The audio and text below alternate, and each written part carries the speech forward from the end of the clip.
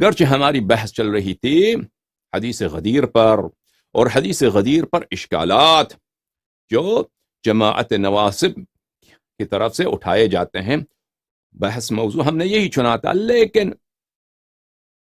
مناسبت کے لحاظ سے کیونکہ یہ سوال اٹھایا بہت جاتا ہے اردو زبان میں، ایاک نعبد و ایاک نستعین، اس کے متعلق، اس آیت کی تفسیر کے متعلق، اس کا معنی کیا ہے، اس کے متعلق آپ کی خدمت میں یہ پروگرام پیش کیا جائے گا انشاءاللہ تبارک و تعالی۔ اچھا، میری بات جو ہے وہابی جماعت سے بہت ہوئی ہے۔ عام طور پر عربی زبان میں جو وہابی ہیں، سلفی ہیں، ان کے علماء بڑے فاضل بھی ہیں، وہ اس آیت پہ استدلال اتنے نہیں کرتے۔ یعنی مجھے یاد نہیں پڑتا کہ کبھی کسی وہابی عالم نے مجھے توحید کے معاملے پر اور اللہ تعالیٰ سے استمداد کے معاملے پر اس آیت کی روح سے اس نے استدلال کی ہو۔ کون سی آیت ہے؟ ایاک نعبد و ایاک نستعین، کیونکہ ان کو معنی معلوم ہے، ان کو کہ ایاک نعبد و ایاک نستعین، اس میں حصر پہ کوئی تصریح نہیں ہے، قصر پہ کوئی تصریح نہیں ہے۔ اب حصر کیا ہے، قصر کیا ہے، ابھی بتائیں گے انشاءاللہ تبارک و تعالی۔ لیکن اردو زبان میں عام طور پر، بلکہ ہمیشہ اس آیت کا ترجمہ کیسے کیا جاتا ہے اردو زبان میں؟ نا، ایاک نعبد، ہم تیری ہی، صرف تیرے ہی عبادت کرتے ہیں، اکیلے تیرے ہی عبادت کرتے ہیں، و ایاک نستعین، اور صرف تجھ سے مدد مانگتے ہیں، یا صرف تجھ سے عون طلب کرتے ہیں، مدد طلب کرتے ہیں۔ ایاک نستعین یعنی اردو زبان میں عام طور پہ کس طرح ترجمہ کیا جاتا ہے؟ تجھ ہی سے، یعنی تیرے ماں سوا کسی اور سے مدد نہیں طلب کریں گے، صرف تجھ سے مدد طلب کریں گے۔ تو آیت کا کیا یہی ترجمہ ہے؟ یہی معنی درست ہے؟ یہی معنی متعین ہے؟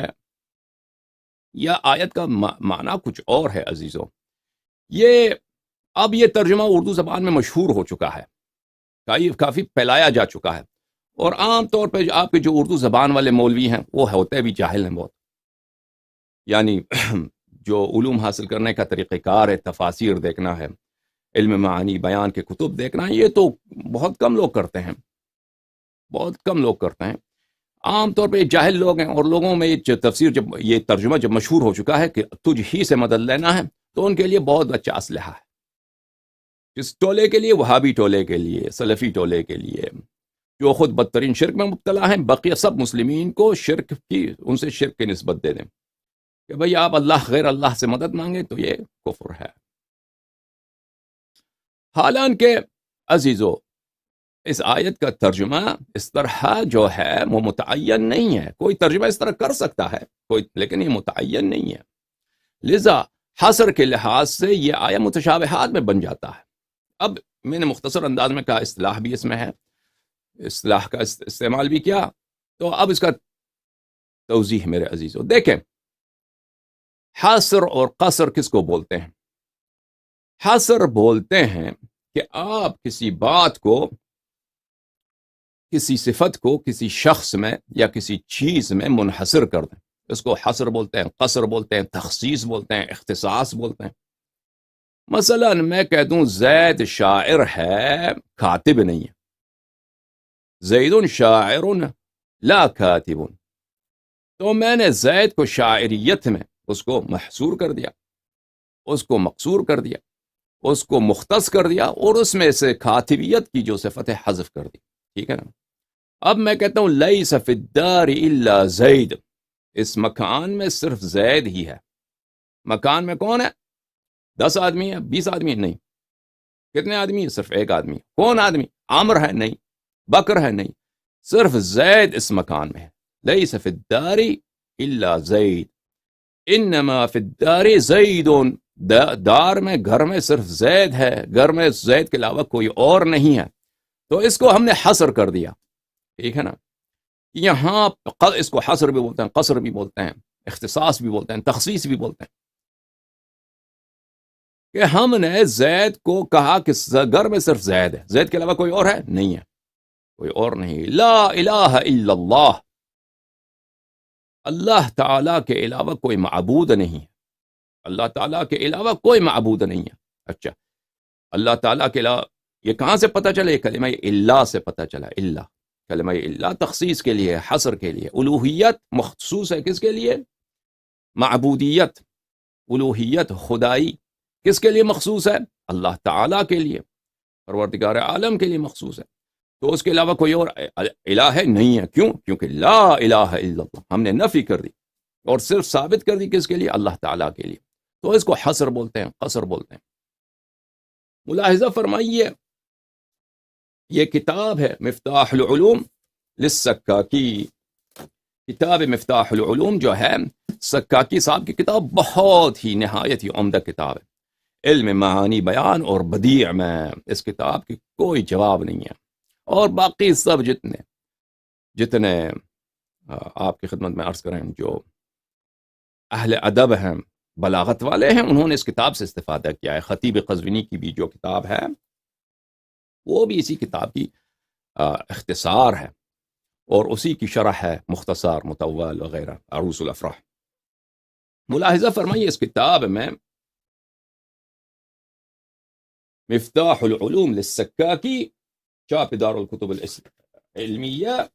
یہاں پہ اگر میں نے علامت صحیح رکھی ہو تو مجھے حصر کی جو ہے فی بیان القصر، قصر کا بیان. اعلم ان القصر وحاصل معنى القصر، قصر کا ترجمہ کیا ہے، تعریف کیا ہے، ڈیفینیشن کیا؟ راجع الى تخصیص الموصوف عند السامع بوصف دون شأن. قصر کا کیا مطلب ہے؟ کہ تخصیص کرتے ہیں، ہم خاص بناتے ہیں. کہ موصوف ایک، اس میں یہی صفت ہے اور صفت نہیں ہے. اس گھر میں صرف زید ہے تو گھر موصوف ہے، ہاں، اس میں رہنے والا صرف کون ہے؟ بسنے والا صرف زید ہے، کوئی اور نہیں ہے. ٹھیک ہے نا؟ الوہیت صرف کس میں؟ اللہ میں ہے. وما محمد صلی اللہ علیہ وآلہ وسلم الا رسول قد خلت من قبله الرسل انما على رسولنا البلاغ المبین.